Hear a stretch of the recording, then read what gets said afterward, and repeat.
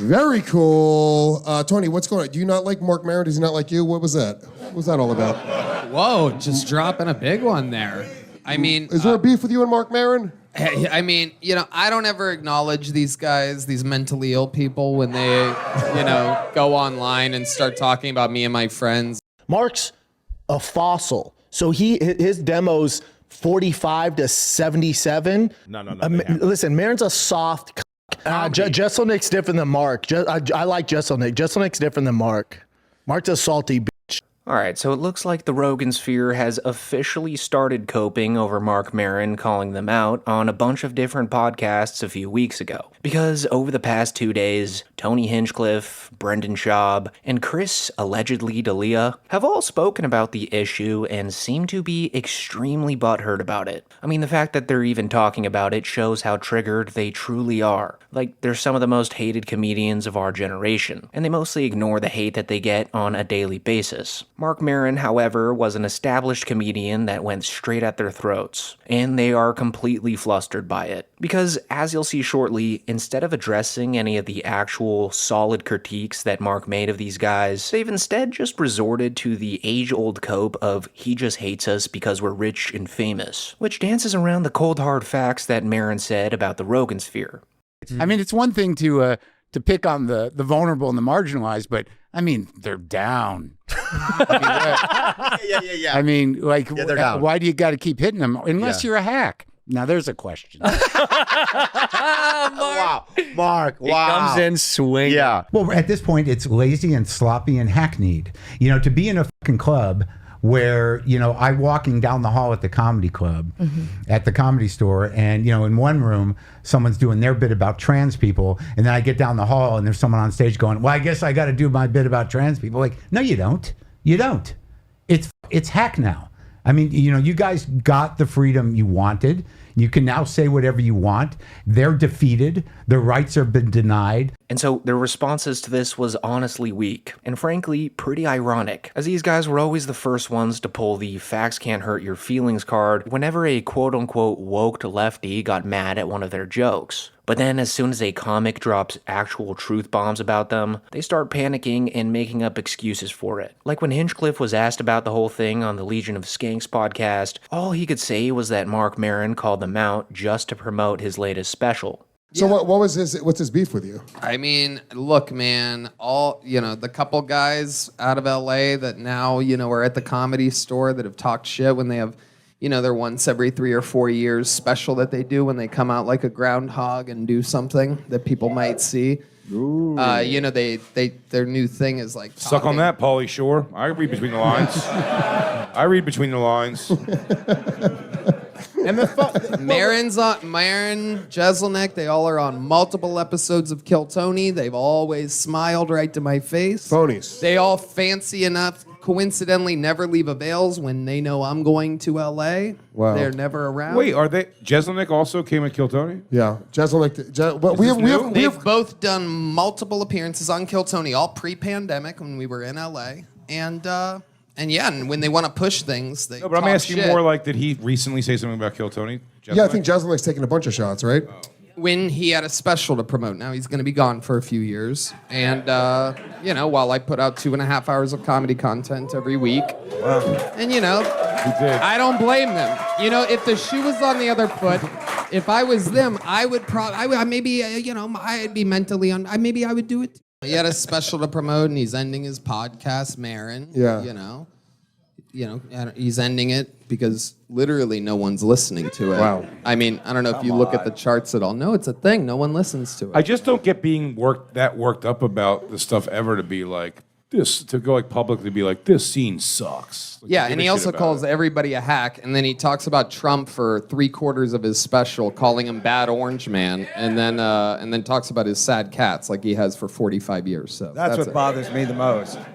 And I think Tony saying this here actually stems from some underlying jealousy that he feels for Marc Maron and Anthony Jeselnik. Because after these two comedians called Tony out for his hackish ways, they then went on to have majorly successful comedy specials. And these specials received much higher ratings than anything Tony's officially put out, with Maron's HBO special, Panicked, getting a 7.6 out of 10 on IMDb, and Anthony Jeselnik's special, Bones and All, getting a 7.4. So in comparison to whatever Tony's put out, it just completely blew him out of the water. I mean, Kill Tony on Netflix got a scathing 4.8 out of 10, and his other specials were rated in the same ballpark. I mean, no wonder you don't really see a special from Tony Hinchcliffe. He's not good at them.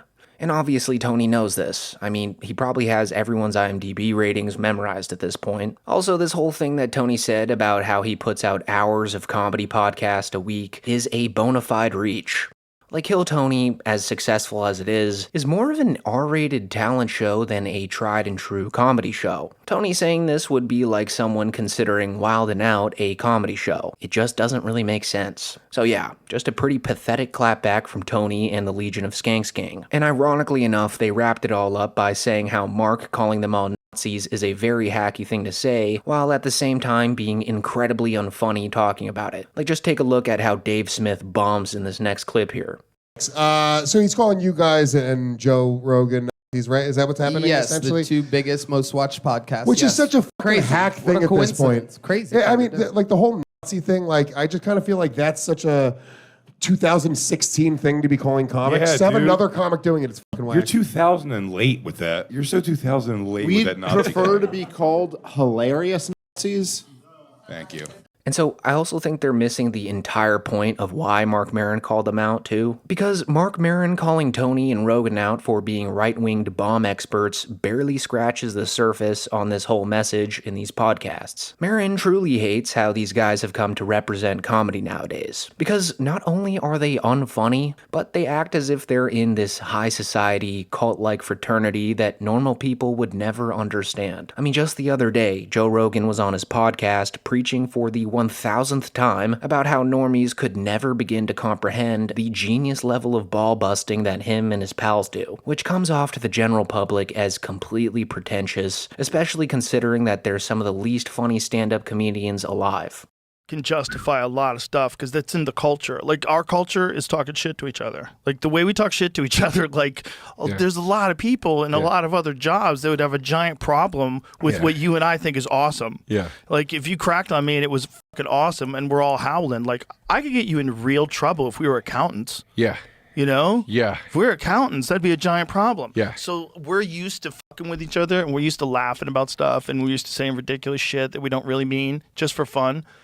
And most people aren't. So this is our culture. This would freak, like, if you got normies and you brought them into the green room of the mothership, and we're all just hanging out one night, just talking and having fun, it'd probably freak them out that people talk like this. Like, Jesus Christ, you guys are at work and you talk like this? This is crazy. Like, Joe Rogan would be scared, but if he walked onto any construction site, he would quickly see that there are many normies that are way funnier than him. But anyways, Brendan Schaub and Chris D'elia also spoke on the Marc Maron call-out recently, which was somehow sadder and more pathetic than what Tony had to say about it. Because as hated as Tony is, he's at least in the same stratosphere as Rogan, Maron, and Jeselnik. They're all comedians that are actively producing content on the biggest platforms right now. And even if you hate Hinchcliffe with all your heart, you have to admit that his ceiling is far higher than the Golden Hour podcast guys. I mean, Schaub and D'elia were completely left behind around 5 years ago. By now, they're at the lowest point in their careers. So what they had to say about Maron here really just turned into a rant about how they were all kicked out of the Rogan sphere.